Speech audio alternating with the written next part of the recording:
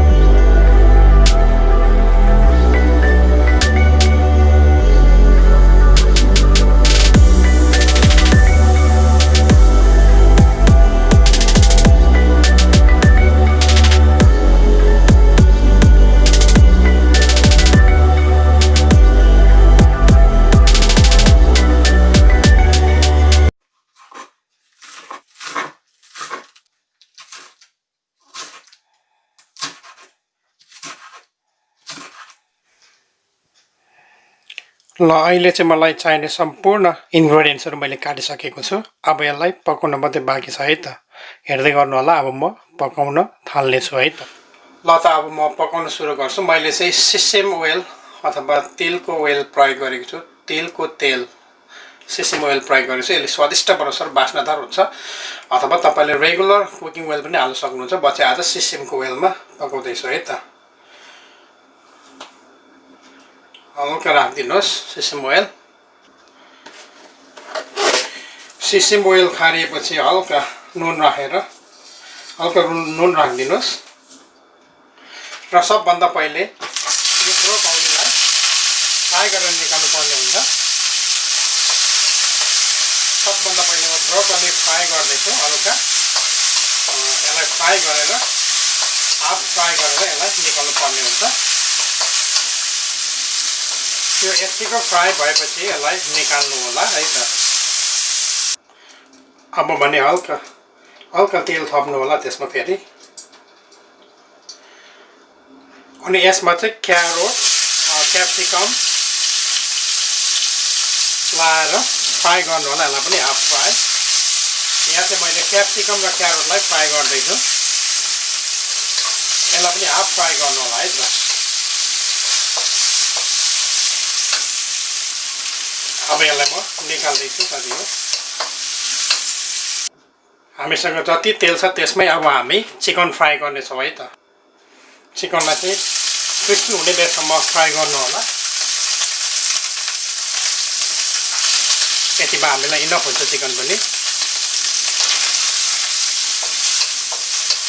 मजाले फ्राई गर्नु।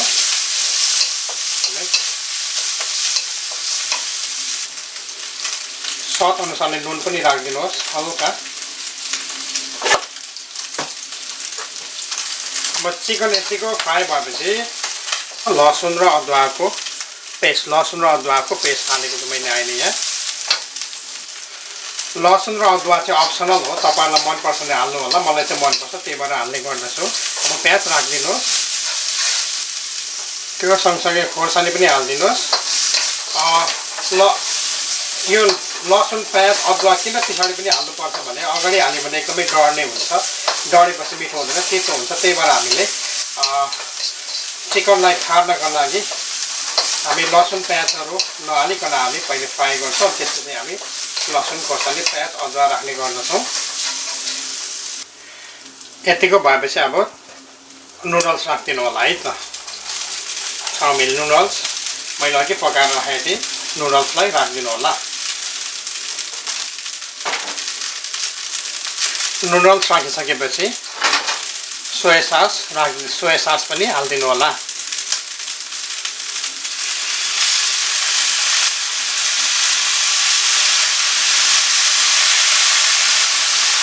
Soya sauce राखेपछि एकचोटि स्टियर गरिदिनुहोस्, एकचोटि मजाले चलाइदिनु होला यसरी।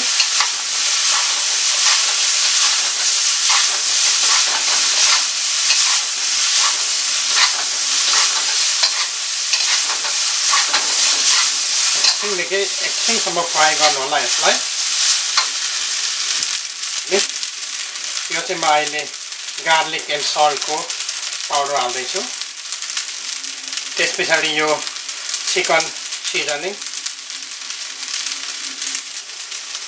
चाउमिन मसला, सेन्चुरी चाउमिन मसला पनि राखिदिनुहोस् र स्वाद अनुसारले ब्ल्याक सल्ट अथवा बिरेनुन नुन पनि राखिदिनु होला। यसले एकदमै स्वादिष्ट बनाउँछ है त रेगुलर नुनभन्दा। यति हालेपछि एकचोटि फेरि मिक्स गर्नु होला, स्टर फ्राई मिक्स गर्नु होला, बिस्तारै चलाउनु होला यसलाई। चाउमिन पकाउँदाखेरि जहिले पनि कम्ती थोरै पकायो भने स्वादिष्ट र मिठो हुने गर्दछ र एकदमै खरिएर पाक्ने गर्दछ। एकैचोटि धेरै पकाउने कोसिस नगर्नु होला। अब माथिबाट अघि काटेको बन्दाकोपीलाई राखिदिनु होला। रातो र यो रेगुलर बन्दाकोपी मिसाएर हालिदिनुहोस् है त। यति हालेपछि चलाउनु पर्ने हुन्छ। त्यस पछाडि अघि हाफ फ्राई गरेको यो क्याप्सिकम, ब्रोकौली र क्यारोट पनि हाल्नु होला। त्यस पछाडि यो गार्लिक, टेरियाकी गार्लिक सस लगाइदिनुहोस् हल्का, अनि थोरै भिनेगर पनि राखिदिनुहोस्। त्यसपछि मजाले मिक्स गरेर फ्राई गर्नु होला एकैछिनको लागि।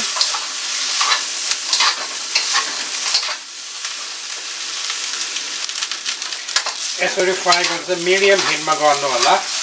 बेसी तातो बनायो, बेसी हाईमा लाग्यो भने चाउमिन डढ्ने हुन्छ। त्यही भएर मिडियम हिटमा चाहिँ कुक गर्नु होला है त। ल लगभग हाम्रो चाउमिन तयार भइसकेको छ। यदि तपाईँलाई मनपर्छ भने बाहिरबाट एकदमै भिजाएर राखेको हरियो मटर हालिदिनु होला र एकैछिन फ्राई गर्नु होला है। ल त लगभग हाम्रो चाउमिन तयारी भइसकेको छ। अब यसमा म green chilli sauce, National green chilli sauce लाउँदैछु।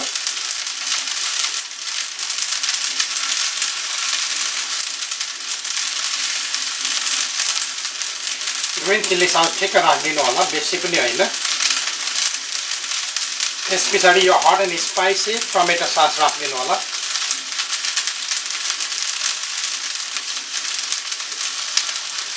र यति सबै कुराहरू हालिसकेपछि मजाले मिक्स गर्नु होला।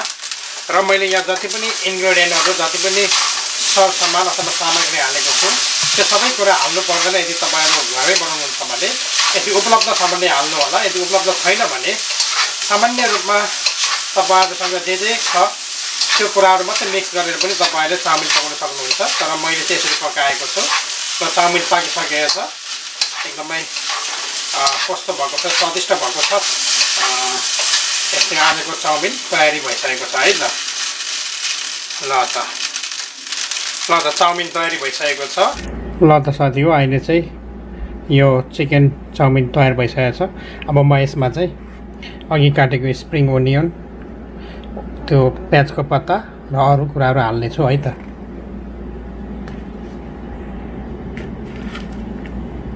यो चाहिँ प्याजको पत्ता यसरी डेकोरेट गर्नुहोस्। त्यो सँगसँगै तपाईँहरूले यसरी क्यारोट र कोपी सानो सानो काटेको, बन्दाकोपी सानो सानो काटेको राखिदिनुहोस्। प्याज पनि हाल्नु होला।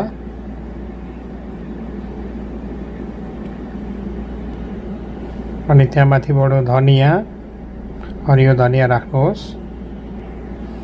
अनि हरियो खोर्सानी पनि हाल्दैछु म। अनि यहाँनिर अमिलो पनि राखिदिनुहोस्। अब हाम्रो चाउमिन पूर्ण रूपमा तयारी भयो, खानको लागि तयारी छ है त। पूर्ण रूपमा तयारी भइसकेको छ। कस्तो लाग्यो मेरो भिडियो?